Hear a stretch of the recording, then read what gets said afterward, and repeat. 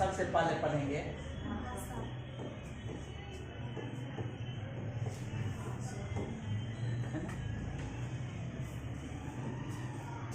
सबसे पहले पढ़ेंगे हम भाषा। अब ये आप लोग जानते होंगे कि भाषा क्या है। भाषा अभिव्यक्त करने की क्षमता, बोलने का माध्यम है। हमारे बोलने का जो माध्यम है उसे हम क्या कहते हैं? भाषा कहते हैं। अभिव्यक्त करने का जो माध्यम है उसे हम भाषा के नाम से जानते हैं। हमारे पास अभिव्यक्त करने की जो क्षमता होती है, अपने विचारों को रखने की जो क्षमता होती है, उसे हम क्या कहते हैं? भाषा कहते हैं। भाषा विचार को व्यक्त करने की क्षमता, विचार को व्यक्त करने की क्षमता जो है उसे हम क्या कहते हैं? भाषा कहते हैं ना। हम अपने विचार को जो हम व्यक्त करते हैं, अभिव्यक्त करते हैं, उसे हम क्या कहते हैं? ऐसा भाषा कहते हैं किसी भी रूप में। इतना तो आप लोग समझ गए।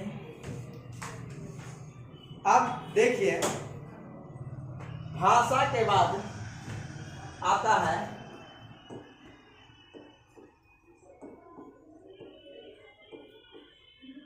लिपि ना। जब हम अपने विचार को अभिव्यक्त करते हैं तो उसे हम क्या कहते हैं? भाषा कहते हैं। और भाषा के बाद है लिपि। ये लिपि क्या होता है? लिपि का दूसरा रूप क्या है? वर्ण। लिपि का ही दूसरा रूप क्या है? वर्ण। यानी वर्ण किसे कहते हैं?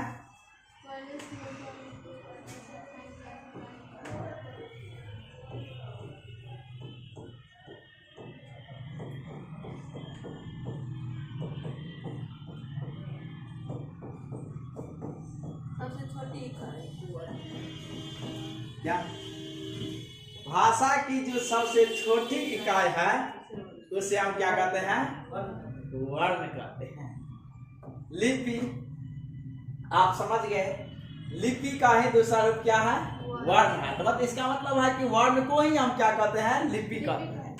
वर्ण को ही लिपि कहते हैं। और वर्ण कहते हैं भाषा की सबसे जो छोटी इकाई होती है उसे हम वर्ण कहते हैं। जैसे देखिए, वर्ण क्या है? सबसे छोटी इकाई अ, ई, आ, क, हलन, ये क्या है? वर्ण है। इसे हम वर्ण के नाम से जानते हैं। वर्ण किसे कहते हैं? जिसे हम टुकड़ा नहीं कर सकते हैं, अब इसे दोबारा नहीं तोड़ सकते हैं, उसे हम क्या कहते हैं? वर्ण कहते हैं। जैसे मान लिया जाए, ऐसे इसको हम वर्ण कहते हैं। इन चीजों को क जो लिख दिए, ख जो लिखते हैं, इस चीज को वर्ण नहीं कहते हैं। अब क्यों? आप यहां तक जैसे देखिए, इस चीज को हम वर्ण नहीं कहते हैं, लेकिन यह चीज है जो आपके व्याकरण में लिखा गया है कि इनको वर्ण कहते हैं ना। लेकिन इनको जो है हम कहते हैं कि इस चीज को वर्ण नहीं कहते हैं, आप कहेंगे इनको वर्ण कहते हैं, जिनका टुकड़ा नहीं हो सकता है। लेकिन इनका टुकड़ा हो सकता है। कैसे होगा इनका टुकड़ा? देखिए, कहलंत प्लस और देखिए कहलंत प्लस तब हो गया क।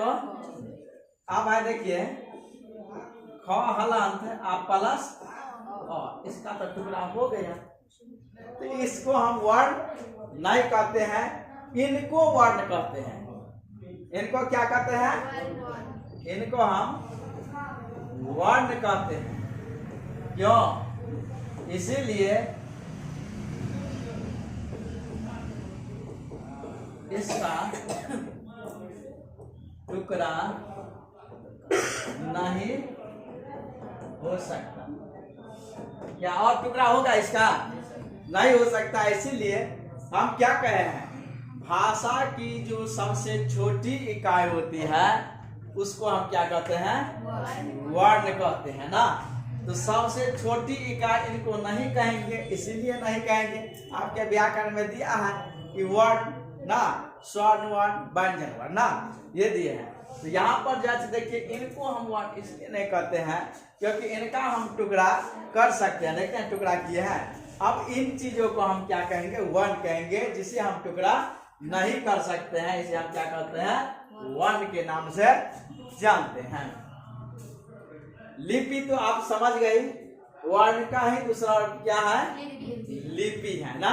वर्ण को ही हम लिपि कहते हैं। अब देखिए लिपि, तो लिपि का कितना उतार लिया है? देखिए अब लिपि का क्या अर्थ होता है? देखिए करना है तो उतार लीजिए। ये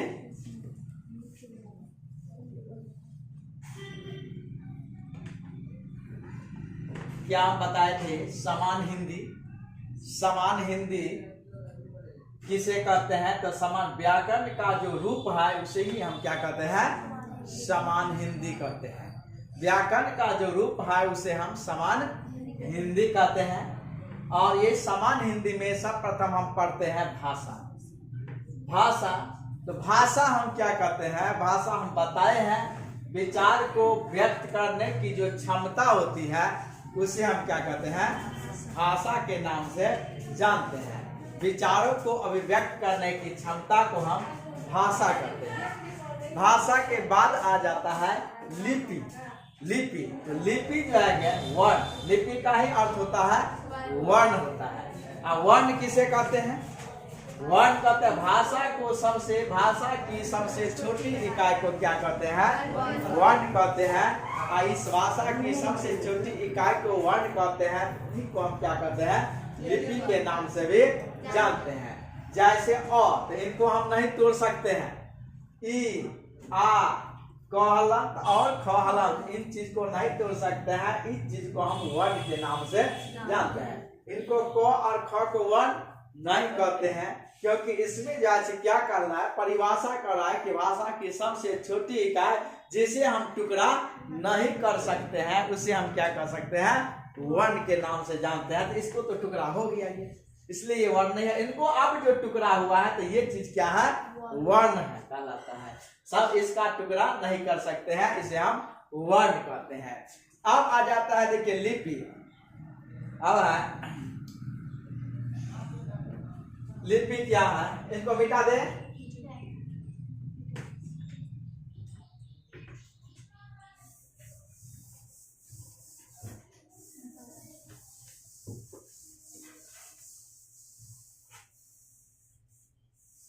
चलिए लिपि है।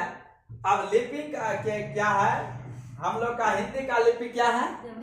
देवनागरी ना। तो लिपि कहते किसे है ना? लिपि क्या है? लिपि क्या है? इसका परिभाषा क्या है? भाषा को लिखने का जो शैली है उसे हम क्या कहते हैं? लिपि कहते हैं।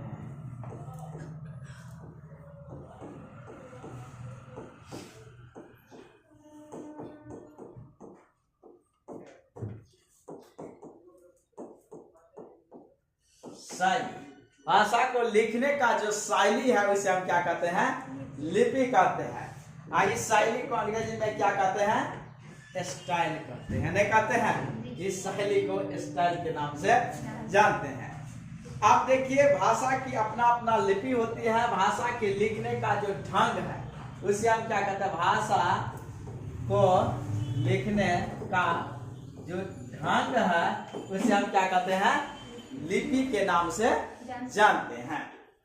उसे हम लिपि के नाम से जानते हैं। अब देखिए ये हिंदी का जो लिपि है, क्या कौन सा लिपि है?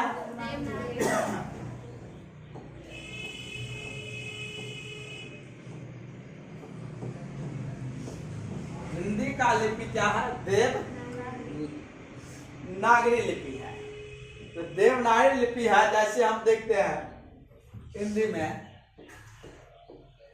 अ, ई, ओ, क, ये सब जो है क्या है, ये कौन सा लिपि? इस शैली को हम क्या कहते हैं? देवनागरी कहते हैं। नहीं, देवनागरी कहते हैं, नागरी कहते हैं। अब आ जाता है, देखिए एक होता है रोमन। अंग्रेजी में होता है रोमन, ओ है। आप देखिए यहाँ पर हम ओ लिखते हैं ऐसे है ना, ओ लिखते हैं। अब यहाँ पर ओ लिखेंगे, पी लिखते हैं, क्यू लिखते हैं। ये जो शैली इस प्रकार से जो है, ओ को लिखने का इस प्रकार के शैली है, पी को लिखने का जो शैली है अंग्रेजी में, इस चीज को क्या कहते हैं? रोमन कहते हैं। लेकिन हम इस प्रकार से जो लिखते हैं, अ, ई, ओ, क, इस प्रकार से जो लिखते हैं, इस प्रकार की जो शैली है, इस शैली को क्या कहते हैं? हम देवनागरी लिपि में के नाम से जानते हैं। आप देखिए इसके बाद है वर्ण है, लिपि है ना। वर्ण का दूसरा नाम देखिए, यहां तक आ जाता है। वर्ण का दूसरा नाम क्या है? ध्वनि है। वर्ण का दूसरा नाम क्या है? ध्वनि है ना। वर्ण का दूसरा नाम ध्वनि है। आइए, ध्वनि को क्या कहते हैं? साउंड कहते हैं ना, साउंड कहते हैं ध्वनि, जिसे टुकड़ा नहीं हो सके, वही ध्वनि है। जिसको हम टुकड़ा नहीं कर सकते हैं, कर सकते हैं, उसे हम क्या कहते हैं? ध्वनि कहते हैं। तो आवाज जो है ये ध्वनि है, साउंड है। साउंड को क्या कहते हैं? ध्वनि कहते हैं। आप देखिए, साउंड को ध्वनि कहते हैं।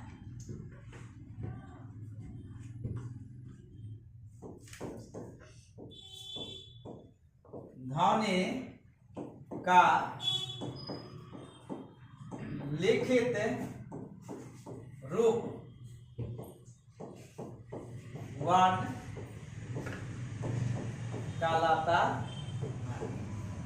ध्वनि का लिखित रूप क्या है? वर्ण कहलाता है।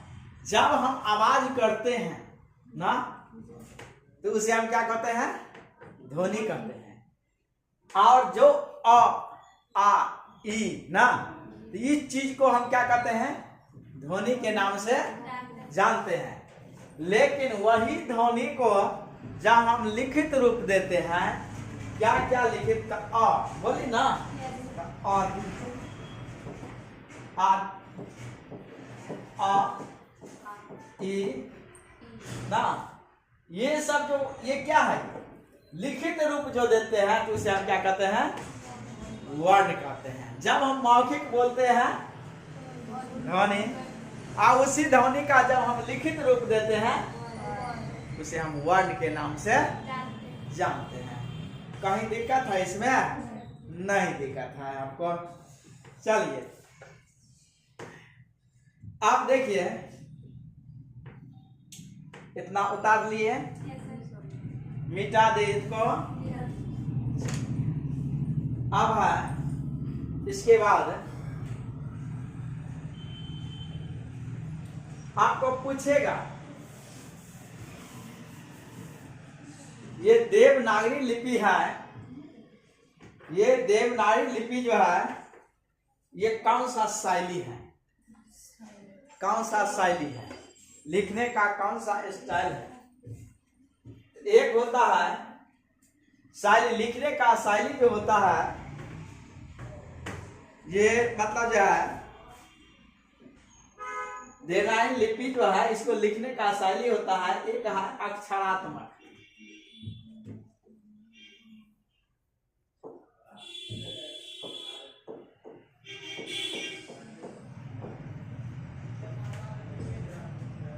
दूसरा है,